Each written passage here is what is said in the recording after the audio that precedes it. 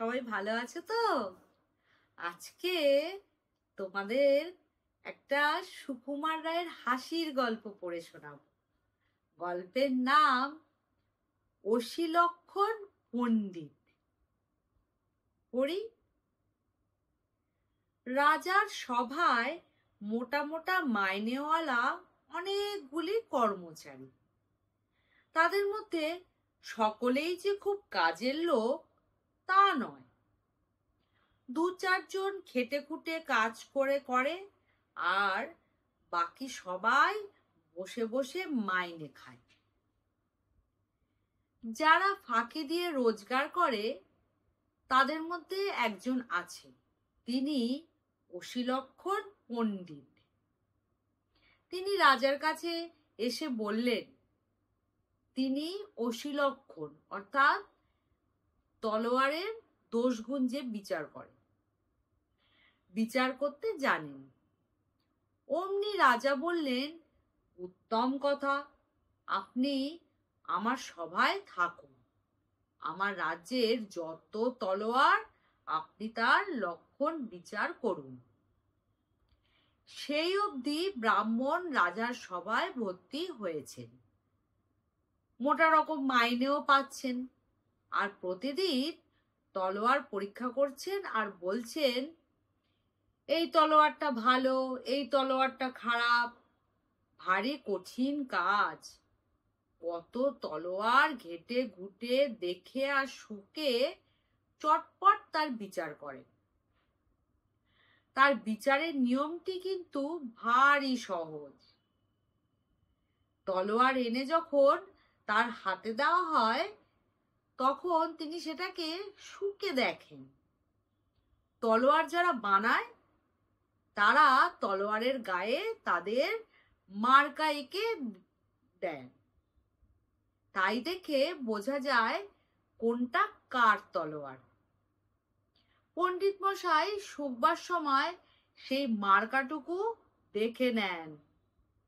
যাদের ওপর তিনি খুব খুশি, যারা তাকে টাকা পয়সা দেয় আর খাইয়ে দাইয়ে তোয়াজ করে, তাদের তলোয়ার দেখলেই তিনি নেড়ে চেড়ে টিপে টুপে বলেন, খাসা তলোয়ার, দিব্যি তলোয়ার, 1000 টাকা দামের তলোয়ার। আর যাদের ওপর তিনি চটা, তাকে ঘুষ দেয় না, খাতিরও করে না, তাদের তলোয়ার যত ভালোই হোক না কেন তার কাছে পার পাওয়ার জো নেই। সেগুলি হাতে পড়লেই তিনি অমনি একটু শুকেই নাক সিটকে বলে ওঠেন, অতি বিচ্ছিরি, অতি বিচ্ছিরি।